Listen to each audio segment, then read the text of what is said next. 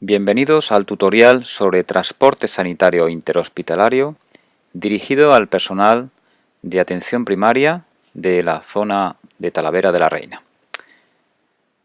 Vamos a hacer un recorrido sobre los materiales, utensilios y material de electromedicina que podemos encontrar en el interior de la UBI de secundarios, que utilizaremos para hacer esos transportes interhospitalarios, desde el hospital de Nuestra Señora del Prado a diversos hospitales. Si abrimos la puerta lateral derecha, corredera, tenemos una visión del interior de la UBI móvil, en el cual podemos encontrar en la parte central el elemento imprescindible que no puede faltar en una unidad de urgencias, emergencias y transporte sanitario secundario. Es el desfibrilador manual, en este caso el LifePad 12 de la marca Physiocontrol Medtronic. Es un monitor desfibrilador bastante usual en los servicios de emergencia. Y vamos a ver un poquito el material por el que está compuesto. En la parte derecha de nuestra visión pues tenemos una riñonera en el cual hay varios cables. Uno de ellos, que el que vemos ahora en pantalla, es el cable de marcapasos, desfibrilación y cardioversión. Aquí se uniría el cable que va a parar a los parches, y esos parches, como veremos a continuación, nos serviría para aplicar desfibrilación, cardioversión o también aplicar marcapasos. En esa misma riñonera tenemos los cables de los electrodos, los 6 electrodos, para hacer un electro de 12 derivaciones junto a las derivaciones de los electrodos de los miembros. Aquí vemos la colocación, recordando un poquito la posición. Con respecto al resto de botones y utensilios que tenemos en la parte izquierda el botón de 12 derivaciones, que es el que presionaremos cuando queramos hacer un electro de 12 derivaciones. Justo después de presionar este botón, el aparato nos pide que introduzcamos la edad del paciente. También tenemos abajo el botón de imprimir, que es simplemente para hacer una tira de ritmo. Tenemos que colocar en la pantalla la derivación 2, 3 y AVF, que son las que usualmente nos gusta ver en una tira de ritmo para ver mejor las ondas P. Tener en cuenta que la mayoría de los desfibriladores manuales, al encenderle, aparece por defecto en la posición paletas o palas. Esto es útil si vas a monitorizar con palas en una situación de emergencia, pero tener en cuenta que si el paciente está monitorizado con electrodos y tenemos fijada la posición palas, nos puede dar lugar a un grave error, porque las palas van a estar artefactándose y nos puede dar a pensar que el paciente está fibrilando cuando simplemente es que no está bien colocada la derivación. Por tanto, siempre que el paciente esté monitorizado con electrodos, electrodo broche, pues aquí debemos poner derivación 2 o cualquier otra derivación, pero normalmente se suele colocar la derivación 2, que es donde mejor se ven las ondas del electro. En la parte superior del monitor tenemos las palas del desfibrilador. Recordar, cada una tiene un nombre, esternón, se va a colocar debajo de la clavícula y a la derecha justo del esternón, y el APES, que se va a colocar hacia el quinto espacio intercostal en la línea anterior axilar, aproximadamente por donde colocamos V5 y V6 en el electro. Tiene varios botones. Esto es una rueda que me permite modificar o seleccionar la energía que quiero dispensarle, 150 julio, 120, 200, dependiendo del monitor. Tenemos aquí dos botones naranja o rojos con un rayo puesto. Estos botones hay que presionarlos simultáneamente cuando vayamos a descargar. Hay que presionarlos al mismo tiempo. Y el botón de cargar, que previamente a descargar hay que cargar el aparato con los julios y suena una alarma, y cuando esté la alarma, suena la alarma, significa que está preparado el aparato para descargar. En ese momento, habiendo colocado las palas en la posición correcta, se presionan estos dos botones simultáneamente. Veis aquí la colocación justo debajo de la clavícula y a la derecha del esternón, y en la parrilla costal izquierda se pondría la pala apes.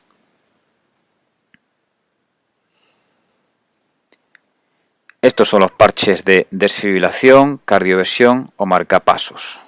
Como veis, van conectados por un cable al monitor desfibrilador. Incluso viene colocado, viene dibujado la forma de colocarlo, la disposición donde hay que colocarlo. Recordad que para cardiovertir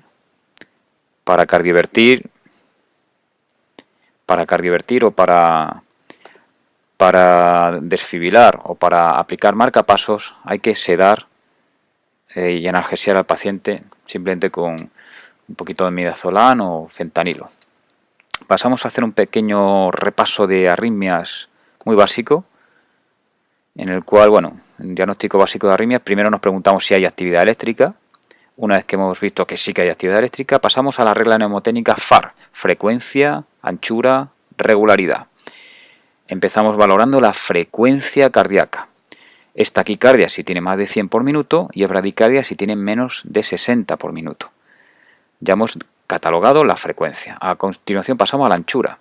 Si es menos de 3 cuadritos sería estrecho, el QRS. Si es más de 3 cuadritos sería ancho.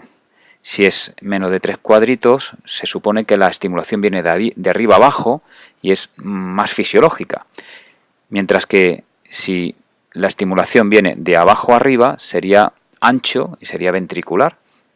Pasando a la regularidad, veríamos la posición de los QRS.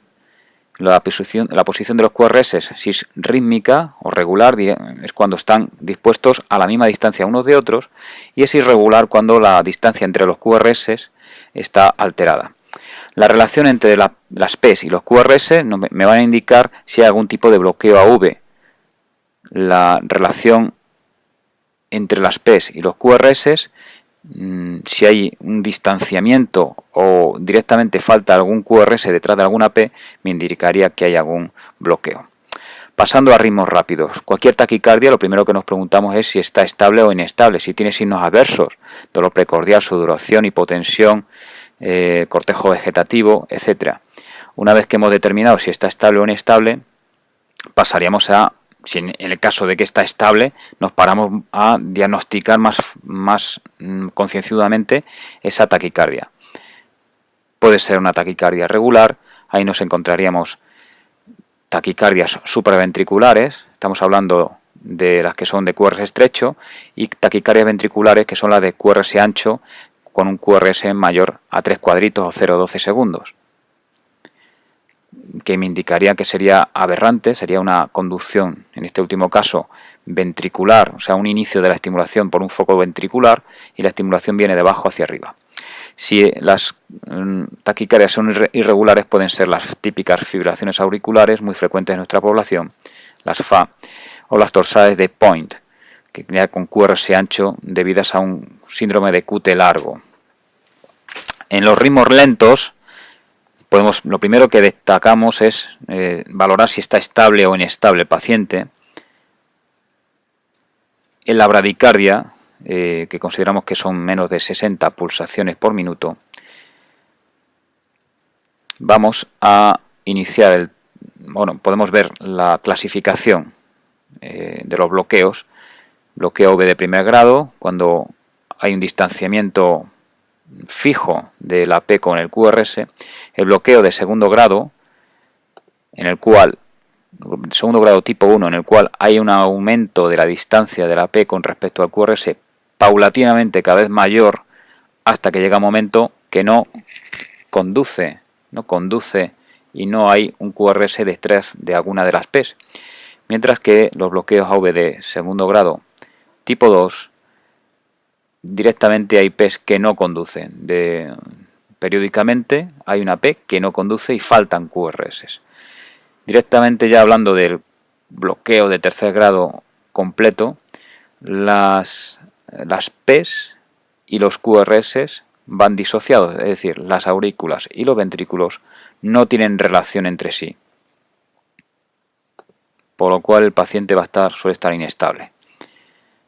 Bueno, a modo de esquema podemos ver que la estimulación normal de un ritmo sinusal podría ser esta, en la cual las aurículas y los ventrículos conducen bien la estimulación. Pero una estimulación anormal, hay un stop, hay una detención de la estimulación a un nivel indeterminado del nodo AV o red de Purkinje, y no hay una buena conducción. Repasando un poquito lo que acabamos de decir, bloqueo de primer grado, las P's y los QRs están distanciados, es decir, la aurícula y el ventrículo no tiene buena conducción. En los bloqueos AV de segundo grado tipo 1, directamente podemos ver que las P se van alargando poco a poco hasta que llega una P que no conduce. En este caso aquí la vemos. Esta sería la P que no conduce. Se va alargando poco a poco hasta que hay una P que no conduce. Bloqueo AV de segundo grado tipo 2. Directamente hay una P, que veis aquí, esta, que no conduce. Esta no conduce, esta tampoco. Con lo cual al paciente le faltan QRS. En el bloqueo AV de tercer grado, directamente las P's van a su ritmo, independientemente de los QRS que van a otro ritmo diferente, con lo cual va a haber una disociación entre las aurículas y los ventrículos, y va a haber un caos hemodinámico porque el corazón no tiene sincronía. Es posible que se contraigan los ventrículos en vacío, o sin haberse llenado suficiente porque las aurículas no le han transmitido suficiente sangre. Suele ser un paciente inestable y requiere marcapasos, tanto el bloqueo AV de tercer grado como el de segundo grado tipo 2. El resto no suele inestabilizar tanto al paciente. Pasando a ver la parte izquierda del monitor, tenemos una riñonera en el que hay dos cables, el de monitorización y el de saturación o pulsosimetría. Justo en la parte inferior del desfibrilador podemos observar varias filas de cajones. Vamos a ver el interior. En el primer cajón, inmediatamente por debajo del desfibrilador, hay material de vía aérea, en este caso cánulas orofaringeas, cánula de Guedel de diferentes tamaños. Recordar que hay que medirlas, hay que medir esa cánula antes de colocarla, desde la comisura labial hasta el lóbulo de la oreja, y recordar, siempre un Guedel va a ser dirigido hacia un paciente inconsciente que tolera totalmente el Guedel. En el momento que deja de tolerarlo, hay que retirarlo inmediatamente. En el segundo cajón, inmediatamente inferior, hay material de intubación, en este caso tubos endotraqueales, pinza de Magil, lubricante, fiadores, etc. Si seguimos con la misma secuencia, en el cajón inferior hay sondas nasogástricas, jeringas, material para fijar sondas, lubricantes, etc. En el cajón inferior, sondas vesicales tipo Foley, de silicona, tapones, bolsa de recogida de orina, etc. A la derecha, en la siguiente fila, pues tenemos Avocat, catéteres, tenemos aquí la famosa intraósea BIG, tenemos incluso tiras reactivas de glucosa, compresores, tapones bránulas, llave de 3 pasos, etc. Siguiente cajón inferior, material de sutura, material de cura, guantes estériles, paños estériles. Pasamos a esta vista panorámica para dirigirnos a otra zona de esta visión, que es el ventilador o respirador. Veis que es un respirador tipo con la marca o el modelo Oxylog 3000. Tiene un tubo corrugado al que en el extremo tiene un sistema de válvulas y un filtro al cual vamos a unir al tubo endotraqueal cuando el paciente está intubado. Si damos un repaso al manejo de manera muy básica del respirador-ventilador, vemos que todos nuestros pacientes van a estar pseudo relajados, por lo que vamos a tener siempre activados la forma de ventilación IPPV, que está dirigida a personas o a pacientes totalmente pseudo relajados. El resto de botones no lo vamos a tocar en principio para este tipo de pacientes. Tiene el botón de encendido a la derecha abajo y vamos a ver el resto de parámetros. Volumen tidal, VT, que es el volumen de cada insuflación, cada embolada de aire que le metemos, el volumen que queremos que le entre. Normalmente va por el peso de 6 a 8 mililitros por kilogramo. La frecuencia respiratoria oscila dependiendo de la edad. Obviamente en niños y lactantes va a ser mayor que en adultos, pero en un adulto estándar oscilará entre 8 y 14. Si tenemos una alta FiO2, que veremos a continuación con esta rueda, podemos bajar la frecuencia incluso a 8. La presión se trata de fijar un límite de presión. Habrá veces que normalmente se oscila en 40 en un adulto, pero habrá veces que haya que aumentarlo en situaciones de broncoespasmo con mucho cuidado para no producir algún tipo de barotrauma. Entonces a veces habrá que subir esa presión con mucha precaución en situaciones en las que hay cierto tipo de obstrucciones, como he comentado, broncoespasmo, secreciones, aspiración, etc. Y la cuarta ruedecita, como comentaba, es la riqueza de oxígeno. Normalmente está a 100%, pero la podemos bajar en cierto tipo de pacientes que una hiperoxia es contraproducente. Si en un momento dado saltara la alarma que pone PAU alta, presión alta, puede que haya una obstrucción por mucosidad, por secreciones, por una aspiración previa que ha habido a nivel bronquial, o lo más frecuente es que el paciente se está despertando. El paciente está tirando del tubo, como solemos decir. Le falta sedorelajación, se le está acabando la dosis que le hemos puesto, o bien la perfusión que le estaba pasando ha dejado de pasarle, o necesita más dosis. Tenemos que replantearnos, aumentar la dosis o valorar si es que no le está pasando correctamente la dosis de sedorelajación.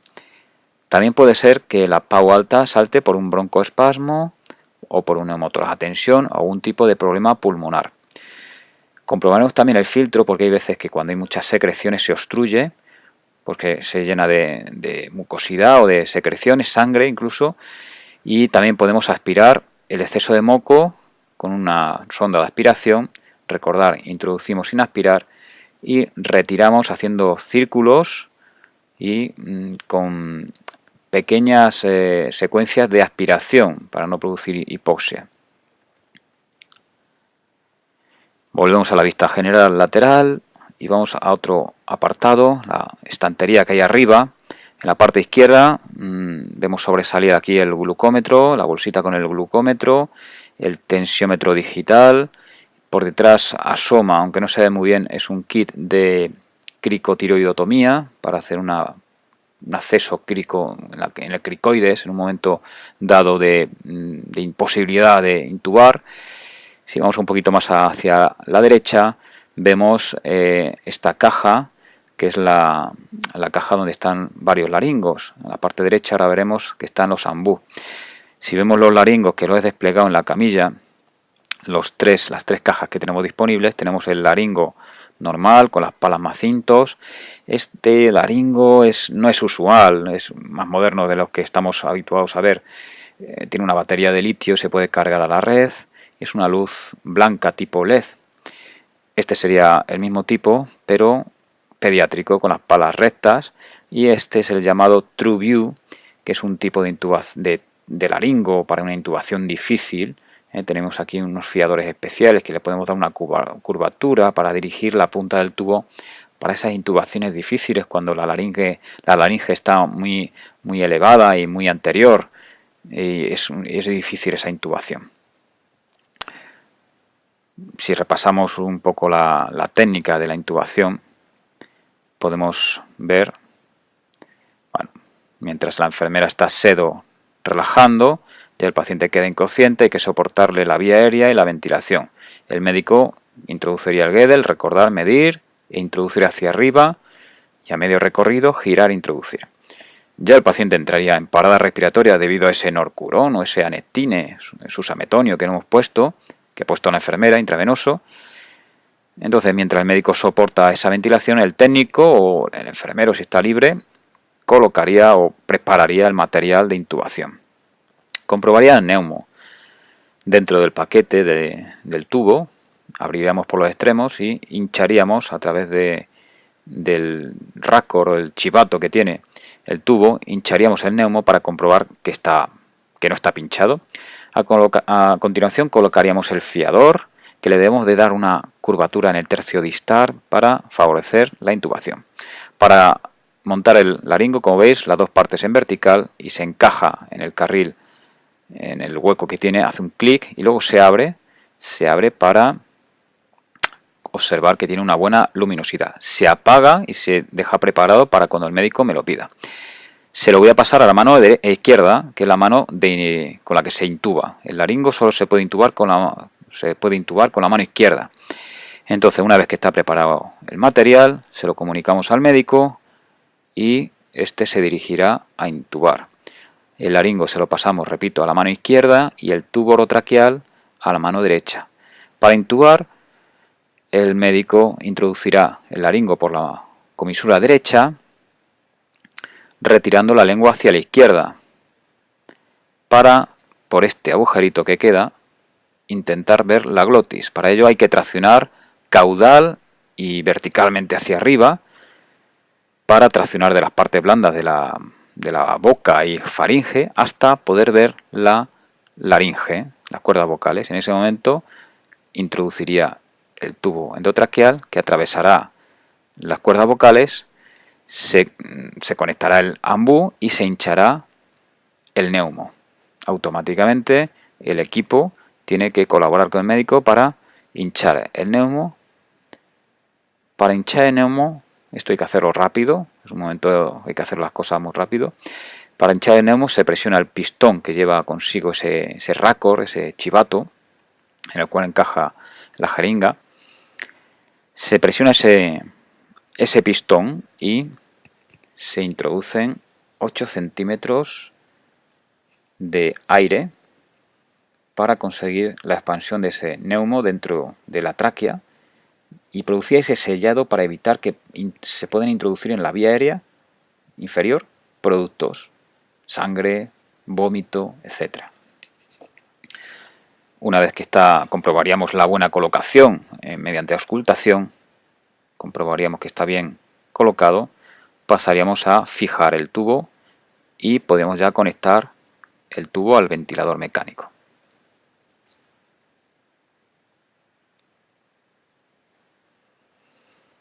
Bueno, en la parte derecha de la repisa que estábamos viendo, en la parte superior, están varios ambú, uno adulto y 2 pediátricos que nos pueden hacer falta en un momento dado. A la izquierda del monitor desfibrilador tenemos el aspirador de secreciones, bueno, pues que viene con sus ondas de aspiración, el vaso de recogida.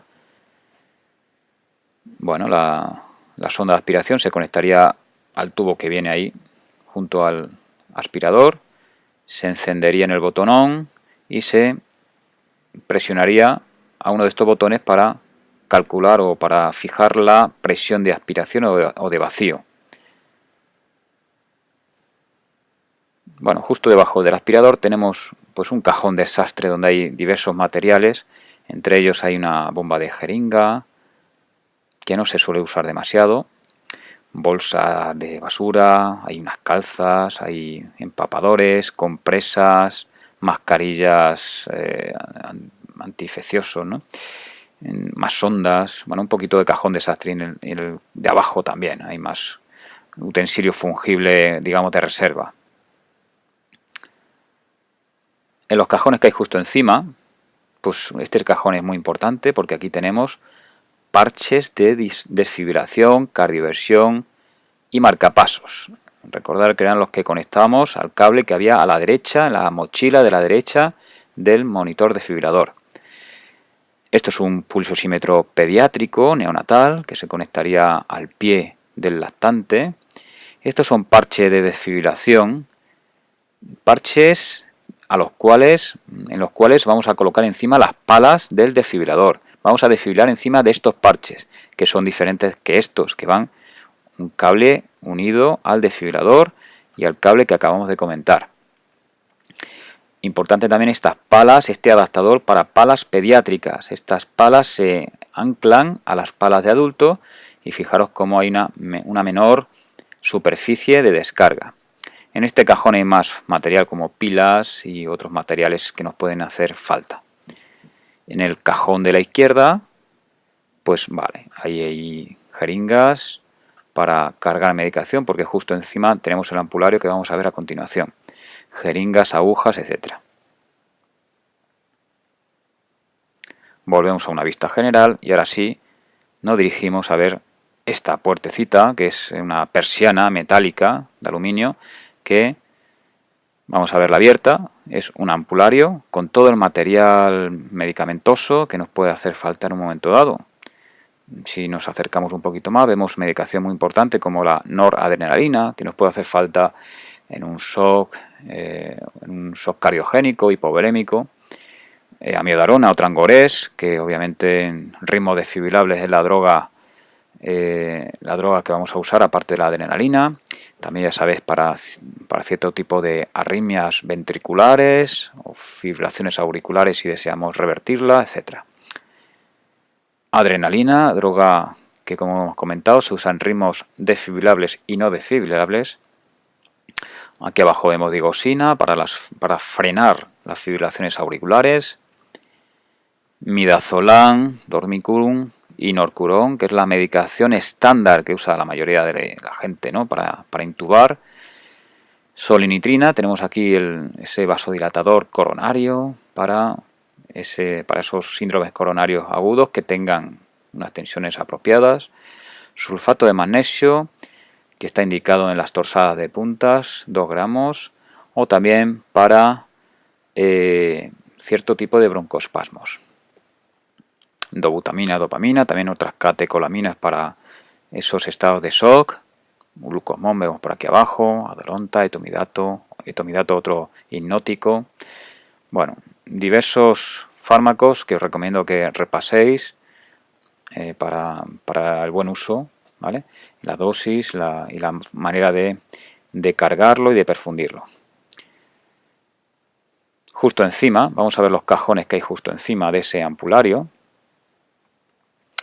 Pues tenemos más medicación, 2 cajas, dos cajas que detrás, bueno, podéis ver que hay Stesolid, ¿vale? Diazepam rectal. Vamos a ver estas 2 cajas, ahora las sacamos, la vemos fuera. En la de la izquierda hay medicación, bueno, ampollas de estas grandes que no caben en estas cajitas pequeñas. Hidralacina, un antihipertensivo, Apocar, que es un antiarrítmico, Tiopental, que es un anestésico, un hipnótico. Cloruro potásico para esas hipopotasemias, Depaquine, antiepiléptico, nitroprusiato, antihipertensivo, mepivacaína, es anestésico local. Aquí tenemos un Vernies, una cajita de Vernies y más medicación oral, paracetamol, lorazepam, aspirina, Adiro, Capoten, etc. En el cajón inmediatamente superior vemos material de curas, gasas, compresas, vendas, apósito, betadine. Si vemos una visión trasera, con las 2 puertas abiertas, vamos a ver desde esta posición qué es lo que vemos. Si nos fijamos arriba a la izquierda, vemos unas ventanitas. Vamos a ver esa ventanita que es. Pues son unas ventanas con puertas o ventanas correderas, que por cierto se abren muy mal, están muy duras de abrir. En la parte derecha, vemos que hay un tensiómetro, un fonendo, material de reserva, gafas nasales, Ventimás, mascarilla de aerosol, incluso tenemos un capnógrafo. En la parte izquierda tenemos algo muy útil que es el Ambumatic, que es un ventilador mecánico portátil que le vamos a usar para trasladar el paciente desde la UBI de intensivos del hospital hasta nuestra UBI de secundarios cuando está intubado, o bien para sacarle de nuestra UBI móvil y sacarle al servicio de urgencias donde le llevemos o al servicio que proceda, si es que está intubado, repito. Tenemos también varias mascarillas laringeas de varias tallas. Veo aquí al fondo carbón activo, en un momento dado si hubiera que poner alguna dosis de carbón activo. Vemos otra vez esta panorámica de la parte trasera y nos dirige hacia otra zona en la cual tenemos el colchón de vacío,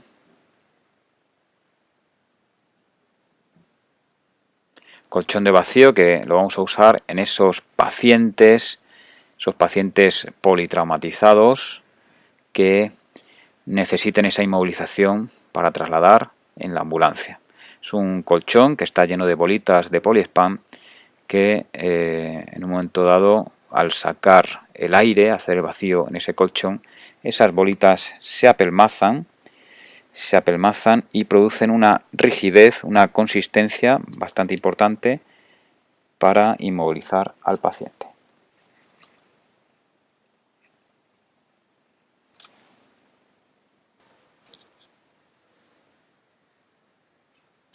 En la parte lateral izquierda, visto desde atrás, vemos unas estanterías inclinadas en las cuales hay dispuestos innumerables tipos de sueros que podemos necesitar. Suero fisiológico de 500, de 100, sueros glucosados de 250, coloides tipo Eloes o Voluben, sistemas de suero normales, sistemas de suero con bomba, de baja absorción, con disminución del efecto de la luz, etcétera, ¿no? Tenemos aquí dispuestos diferentes tipos de suero hipertónico, suero glucosado hipertónico, alta concentración al 50%.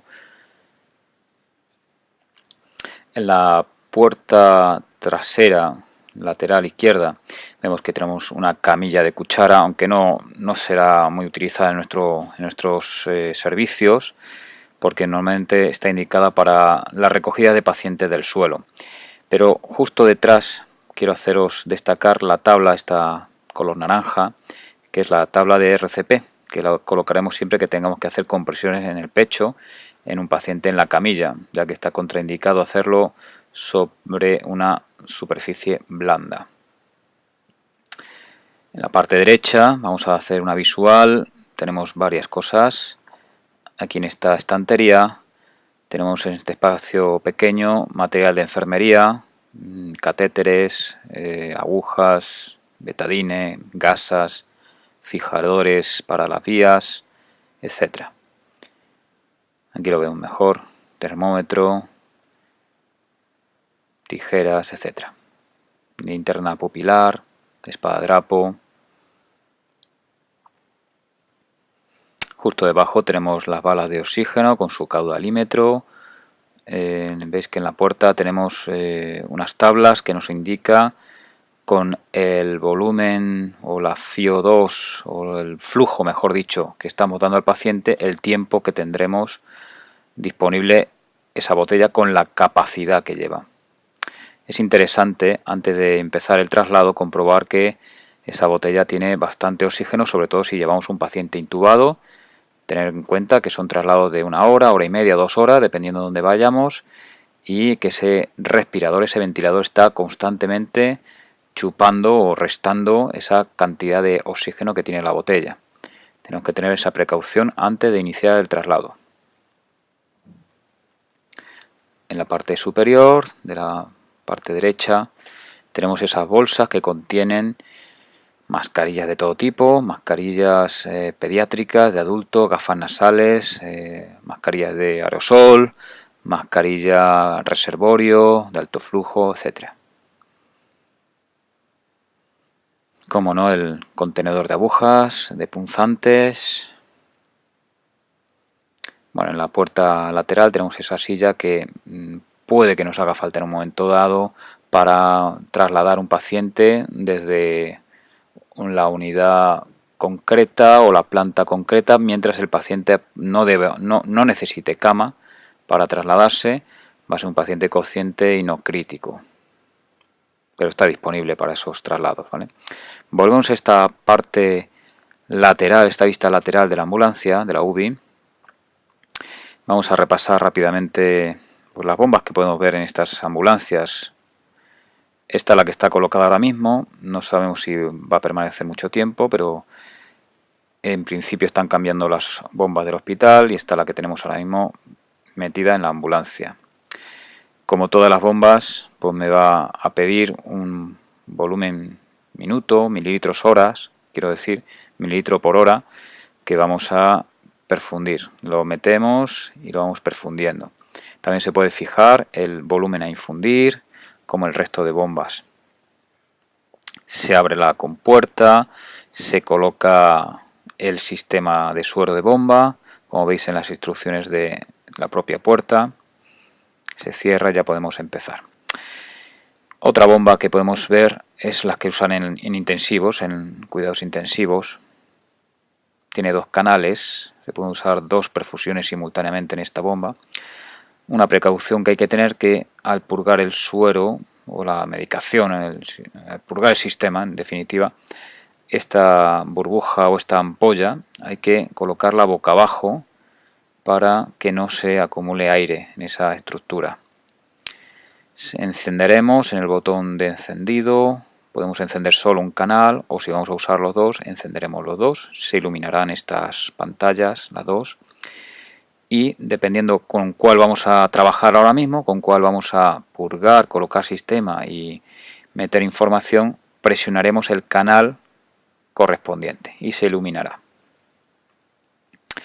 En este caso veis que está iluminado el canal A, que es con el que estamos operando.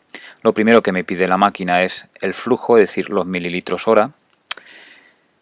Una vez que hemos introducido mediante estas teclas los mililitros hora que deseo perfundir, presiono Enter para que lo memorice y automáticamente me pide volumen a infundir.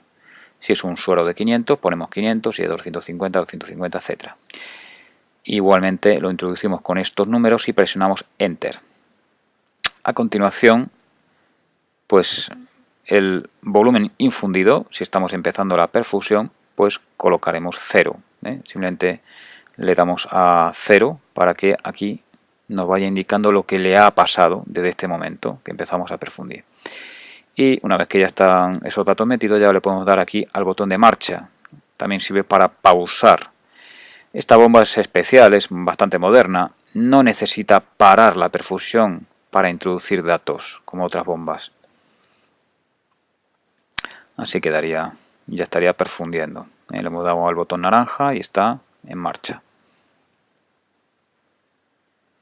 ¿Que queremos usar el otro canal? Pues activamos, le encendemos, se enciende esta pantalla y metemos los datos igual que antes. Se iluminará este también, este canal, porque vamos a introducir datos en este canal y repetiremos las acciones que hemos hecho en el canal A.